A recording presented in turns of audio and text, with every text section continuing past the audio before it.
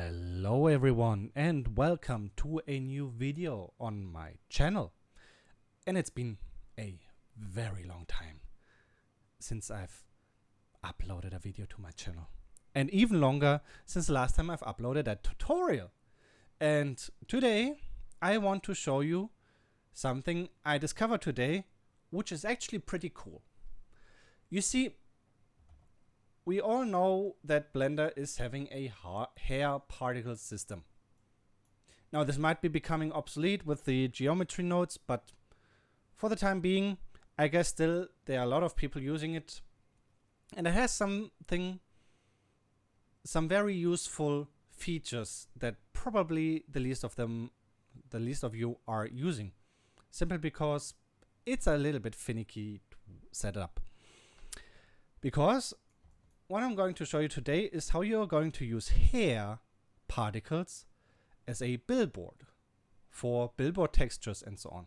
You can, for example, attach them to trees for branches. You can put a moss texture on it for some moss on trees. You can do whatever you want with those, yeah. But it's very cool. And it's not so easy to set up. So let's go ahead. And first things first, check if our curves are set to strip. Doesn't work on strand, works on strip.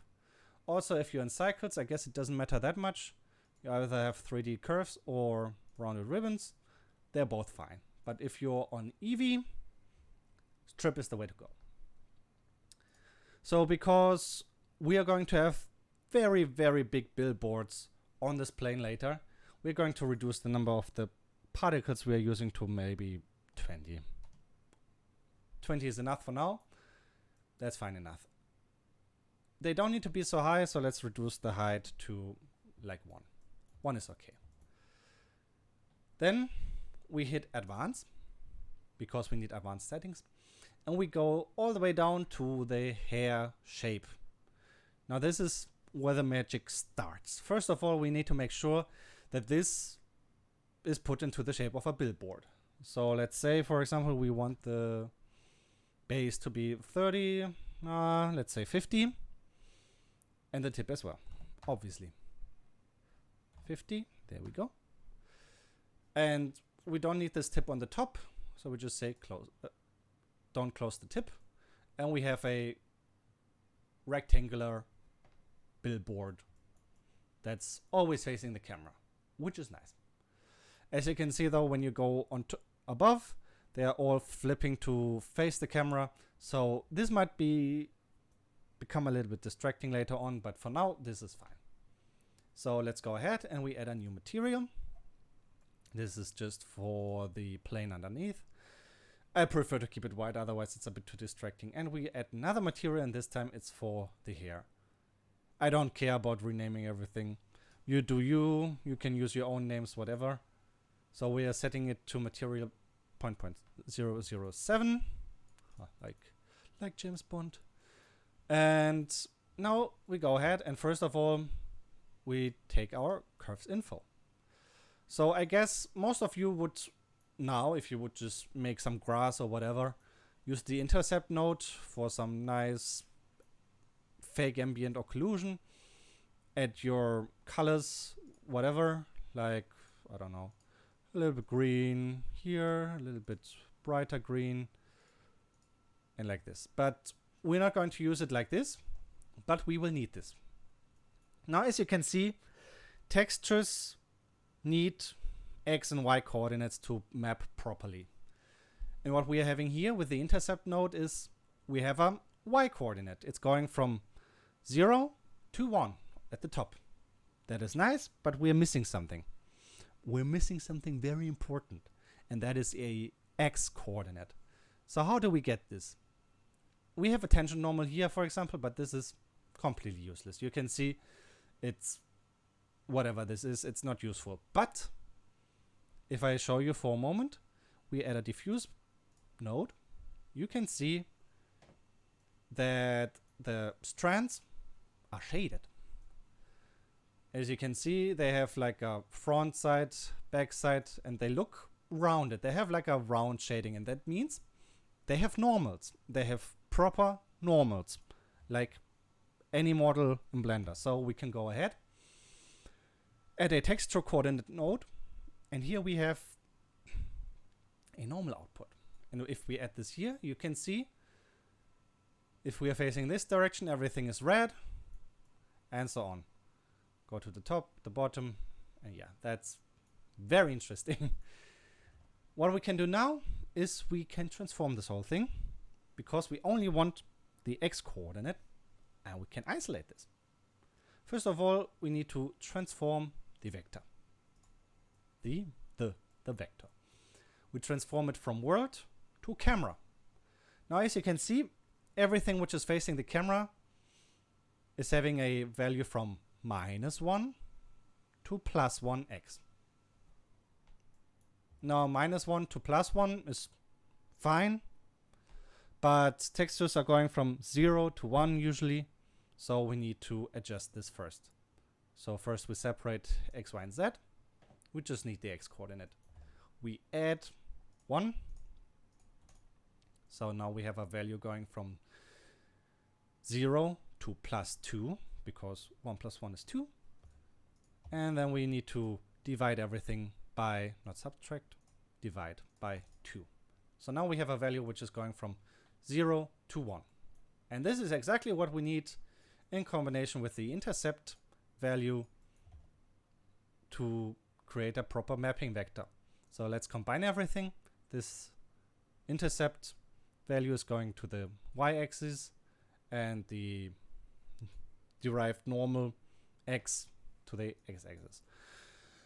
So what we can do now is we add a image texture. And I've been trying around a little bit before, so I have some saved inside here. So I can just take, for example, this branch texture. Oh, we have a branch. Beautiful.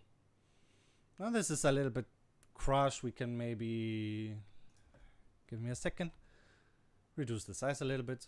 Now it's looking a little bit less stretched. And then we can do like what we usually would do. We add a diffuse node.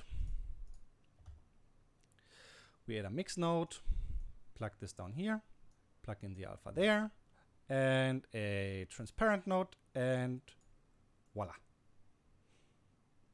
Now, of course, they are all facing the same direction, and they all look the same.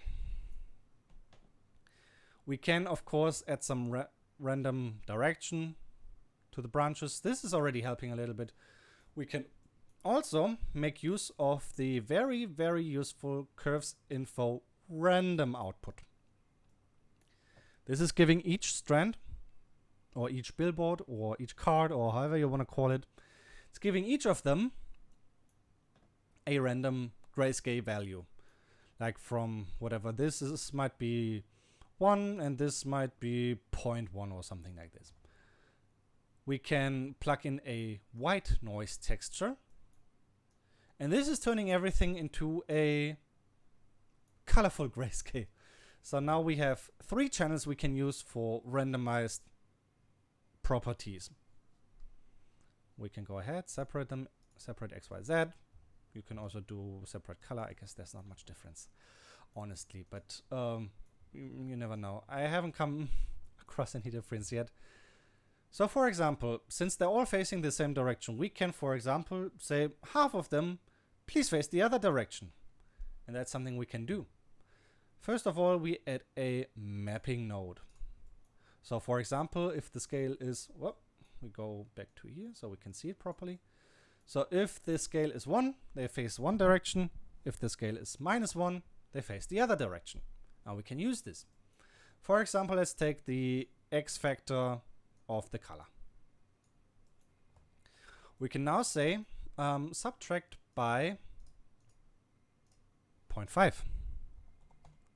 Now half of them is negative, and the other half is positive. And now we can use the math node of sign. Sign is simply just determining whether the value is negative or positive, and outputs a +1 or a -1. And this is something we can just combine with our X, Y, and Z. 1, 1. We don't need anything more, and we just plug it in here. And now half of them are facing one direction, half of them are facing the other direction. And of course we can use those values for other things as well. For example, we can add a hue saturation value node, and we can use those values for random hue, saturation, and value. For example, if we combine this whole thing with a map range, one here, one there, and one over here. Now, if I plug those in directly, you will see A, they're very colorful, B, some of them are extremely gray, and even more of them are extremely dark. So now we can set up this map range. It's saying like everything starting from 0 is becoming a different value. For example, we can say 0.45. 0.5 is the middle value, that's the normal color. So if you want to keep the original color as close as possible, you should use values close to 0.5. For example, in this case, I'm using 0.45 and 0.5. 0.45 is tilting everything into a more yellowish direction. Then we have saturation. Saturation should everything should be close to 1, like 0.8 and 1.2. And similar to the value. Value is the brightness. Now we have a bunch of slightly different colored branches. We can also use those values. For example, if you have multiple textures, you can swap or switch in between those different textures, giving it some more random values. Now, of course, things that you would usually do, for example, now everything here at the back is a little bit dark. We can just add a add node, add shader node, translucent. We don't want white, we want similar color to our front one. We can also say 0.8, a little bit darker, less saturated in the on the back, and maybe yellowish.